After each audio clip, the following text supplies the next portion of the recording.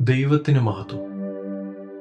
പ്രിയപ്പെട്ടവരെ, ജീവിതത്തിൽ പലപ്പോഴും നാം വഴിമുട്ടി നിൽക്കാറുണ്ട്.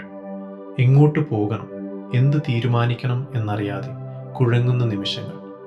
എന്നാൽ ഒന്ന് രാജാക്കന്മാർ 18:1 നാം കാണുന്നു. ദൈവം ഏലിയാവിനോട് പറയുന്നു, നീ ചെന്ന് ആഹാബിന് നിന്നെ തന്നെ കാണിക്കുക. ശ്രദ്ധിക്കുക, ഏലിയാവിന് ലഭിച്ചത് അവ്യക്തമായ ഒരു തോന്നലല്ല, മറിച്ച് വ്യക്തമായ ഒരു കൽപ്പനയാണ്. നാം പലപ്പോഴും പ്രാർത്ഥനയെ നമ്മൾ മാത്രം സംസാരിക്കുന്ന ഒരു നേരമായി കാണാറുണ്ട്. എന്നാൽ പ്രാർത്ഥന എന്നത് ദൈവം നമ്മോട് സംസാരിക്കുന്നത് കേൾക്കൽ കൂടിയാണ്. ദൈവശബ്ദം കേൾക്കുമ്പോൾ നമ്മുടെ ആശയക്കുഴപ്പങ്ങൾ മാറും, പോകേണ്ട വഴിയും ചെയ്യേണ്ട കാര്യവും വ്യക്തമാകും. ഇന്ന് നമുക്ക് പ്രാർത്ഥിക്കാം, കർത്താവേ, എൻ്റെ ആവശ്യങ്ങൾ പറയുന്നതിനേക്കാൾ ഉപരിയായി നിന്റെ ശബ്ദം കേൾക്കാൻ എൻ്റെ കാതുകളെ തുറക്കണമേ. ദൈവം നിങ്ങളെ വഴി നടത്തട്ടെ.